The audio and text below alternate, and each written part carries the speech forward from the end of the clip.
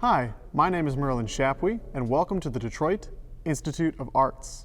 Today, we're going to be taking a look at some objects from our Meso American galleries.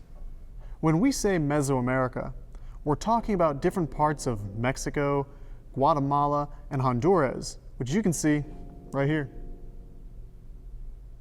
We'll also show you an art project you can do at home.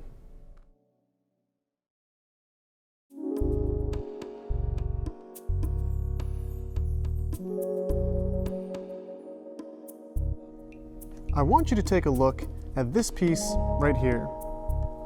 What kind of animal does it look like to you?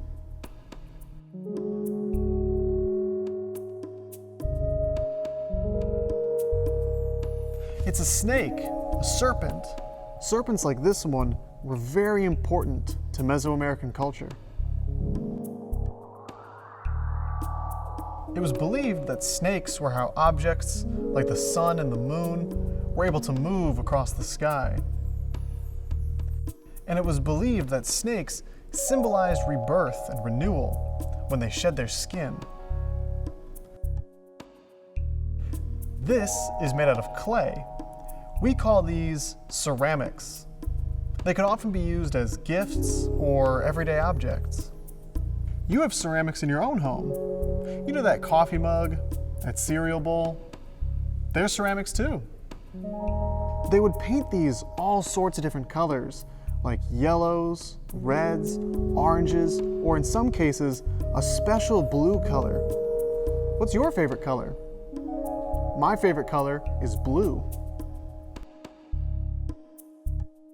That means that this snake here wasn't just this brown color, but was probably painted all sorts of bright colors. Use your imagination. Can you see them?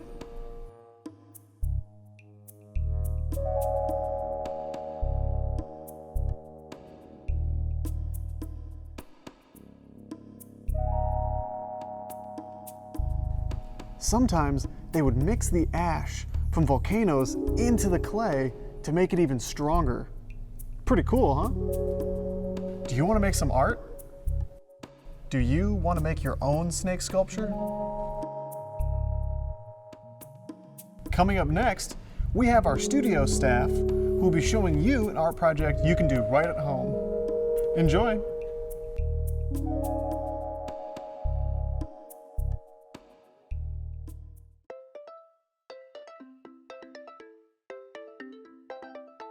Today we'll be making a spiral snake with materials you may have at home.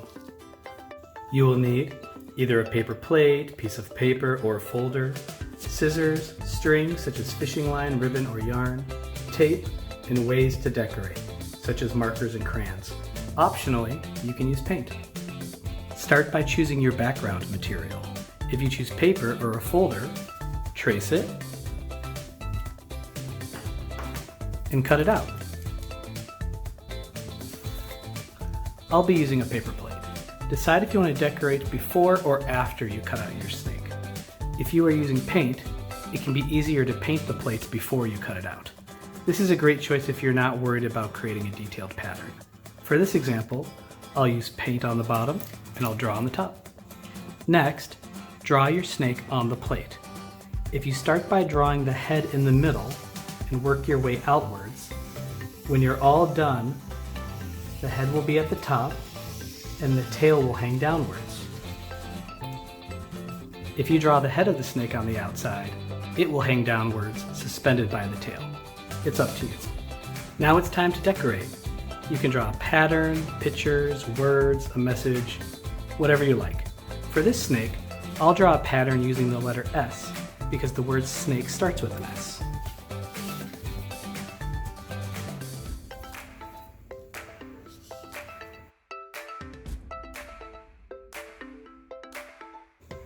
After that, color it in, and don't forget the back.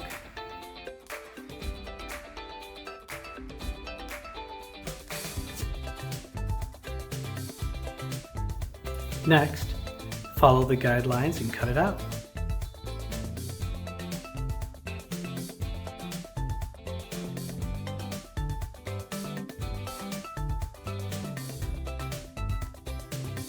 Now let's add a tongue. You can cut out a tongue with a separate piece of paper, or you can cut off the end of the tail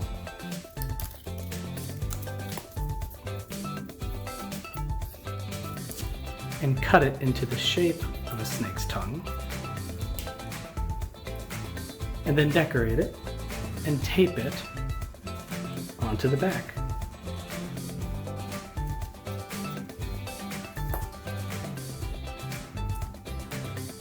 Now let's add the string. I'll be using a piece of fishing line, but you can use whatever type of string you like. Take your string, add some tape, and then tape it to the back of the snake's head so that the string comes out right between the head and the body. Congratulations! You have a spiral snake.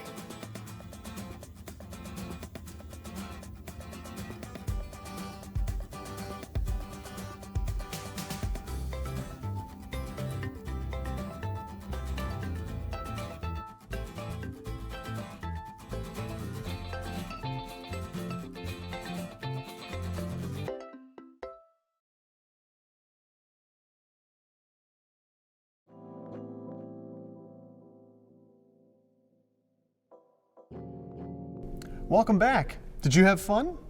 Makes me want to do some art myself. Try it out with your parents. Speaking of family, I want you to take a look at this object right over here. Look at it up and down. What do we see? When we look at art, we kind of have to be like detectives. Do you know what a detective is? It's someone who tries to figure something out. Do you know what detectives look for? That's right, they look for clues. When we look at art, we kind of have to be like detectives ourselves to figure out what the piece means.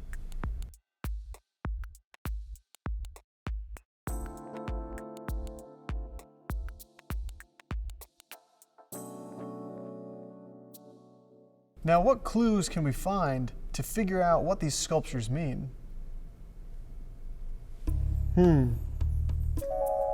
Well, for one, I can see that these objects are very stylized, meaning they're meant to show us something. We oftentimes find them in tombs, which means that they are associated with the afterlife or life after death. What other clues do we see? I think I see a clue right here. Can you tell what it is? It's a baby. That's a clue. It tells us something about the woman holding it here. It tells us that she wanted lots of children in her next life. Do you see the instrument? It's a musical instrument that was kind of like a washboard. It makes a like sound. That tells us that this guy wants to have fun. He wants to party in his next life. I bet he'd like to have a good time. And do you see these here? You might see people wearing these today. These are piercings, earrings. And do you see the designs on their faces and bodies? These could be tattoos or body paint. This is fashion. They want to look good. They want to be fashionable in their next life. Do you like to dress up? Do you have a favorite shirt? Favorite pair of shoes? There you go.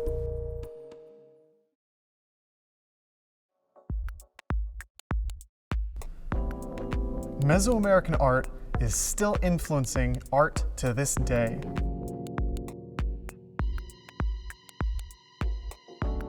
Artist Diego Rivera included many references to his Mesoamerican heritage when he created the murals in our museum.